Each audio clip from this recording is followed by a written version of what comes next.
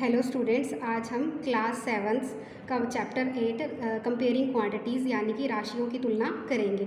उसकी एक्सरसाइज 8.3 उसका मैंने टॉपिक ले रखा है लाभ प्रतिशत और हानि प्रतिशत।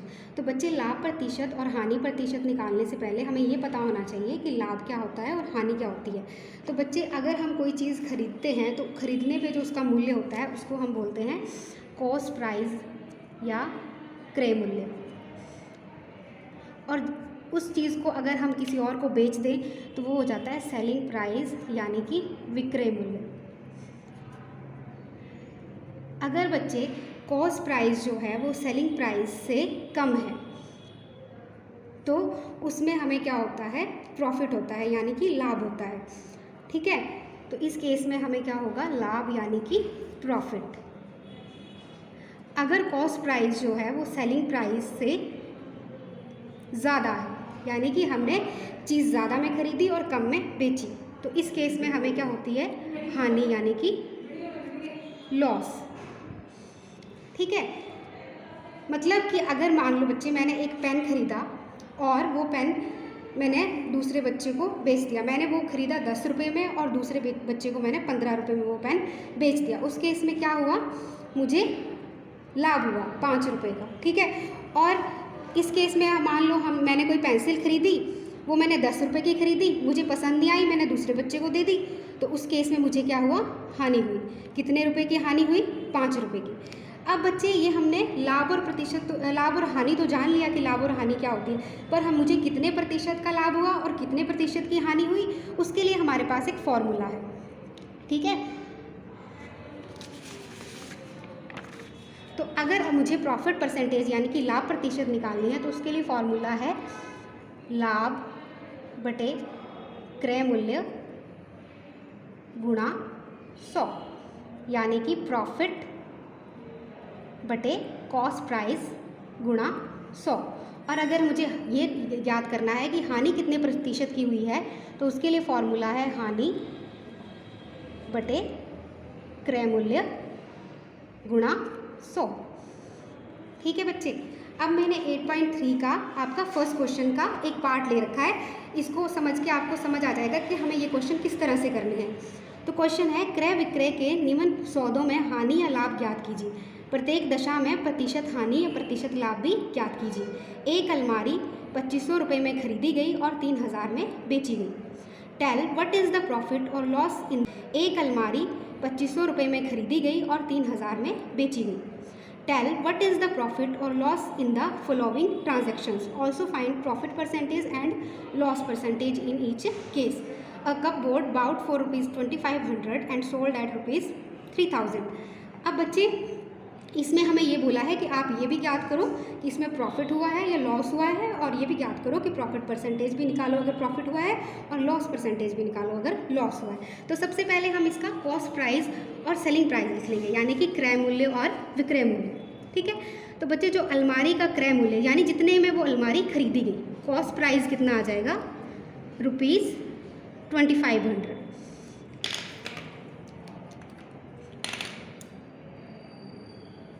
क्रय मूल्य आ गया इसका 2500 रुपये, और उसने वो अलमारी कितने रुपए में बेची, 3000 में, तो यानी कि सेलिंग प्राइस आ गया 3000 यानी कि विक्रय मूल्य आ गया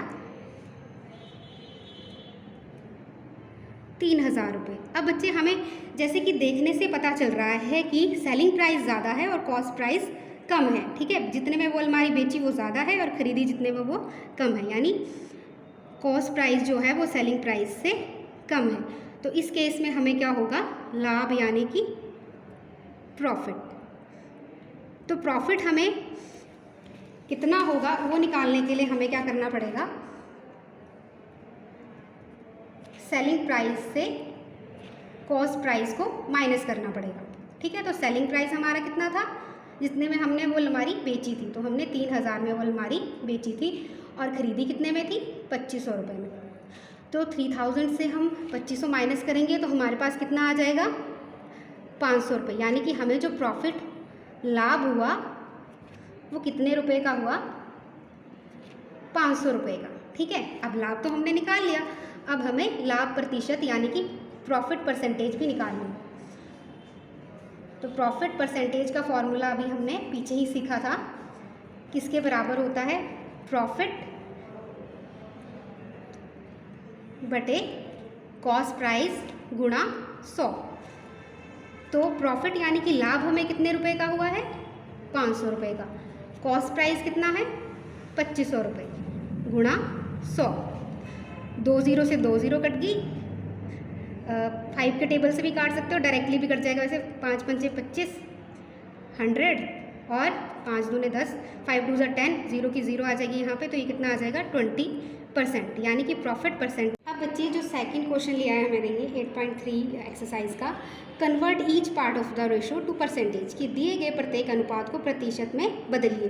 तो अब यहाँ पे हमें 3:1 दे रखा है, यानी कि 3:1, मतलब कि टोटल 4 पार्ट्स हैं। 3 + 1 कितने हो गए, टोटल 4 पार्ट्स हो गए। उसमें से 3 पार्ट्स जो हैं वो इसके हैं और 1 पार्ट जो है वो इस वाले रेशो का है, ठीक है। तो अब हमें इसका प्रतिशत, इसको प्रतिशत में बदलना है, यानी कि पार्ट्स जो हैं दोनों के आगे 3/4 और 1/4। अब प्रतिशत में बदलना है तो 3/4 को भी हमें 100 से गुणा करना पड़ेगा और 1/4 को भी हमें 100 से गुणा करना पड़ेगा, ठीक है। तो ये कट जाएगा, 2 2 = 4, 2 5 = 10, 0 की 0 आ गई, फिर से कट जाएगा ये, 2 2 = 4, 2 5 = 10। अब 25 को 3 से करेंगे तो ये कितना आ गया, 75%। अब हमें 1/4 का भी याद करना है, तो 1/4 को भी हमें किससे गुणा करना पड़ेगा, 100 से। अब इसको हम, ये कट जाएगा 4 के टेबल से, 4 1 = 4, 4 2 = 8 और 4 5 = 20, तो ये कितना आ गया 25%। इसका बी पार्ट भी हम ऐसे ही करेंगे। इसमें टोटल कितने पार्ट्स हैं, 5, 2 + 3 + 5, ठीक है। इन तीनों को हम प्लस कर देंगे तो ये टोटल पार्ट्स आ गए 5, 3 8 और 2 10, ठीक है। अब हमें तीनों पार्ट्स की प्रतिशत ज्ञात करनी है कि कितने कितने परसेंटेज में।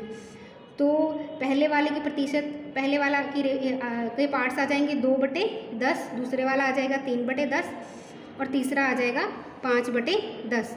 अब 2/10 की प्रतिशत निकालनी है तो 2/10 गुणा 100, 0 से 0 कट गया, ये कितना आ गया 20%। नेक्स्ट वाले की निकालनी है तो इसको भी हम 100 से क्या करेंगे, मल्टीप्लाई कर देंगे। 0 से 0 कट गई, ये कितना आ गया 30%। और 5/10 को भी हम 100 से मल्टीप्लाई कर देंगे, 0 से 0 कट गया, ये टोटल हो गया 50%। अब इनको हम जोड़ेंगे बच्चे तो ये 100% आएगा। देखो 50% + 30 + 20, तो 50 कितना हो गया 100। इसको भी देखो प्लस करेंगे, 75 + 25, टोटल प्रतिशत कितना बन जाएगा 100 बन जाएगा, ठीक है। आपने बाकी के पार्ट्स भी इसी तरह से करने हैं।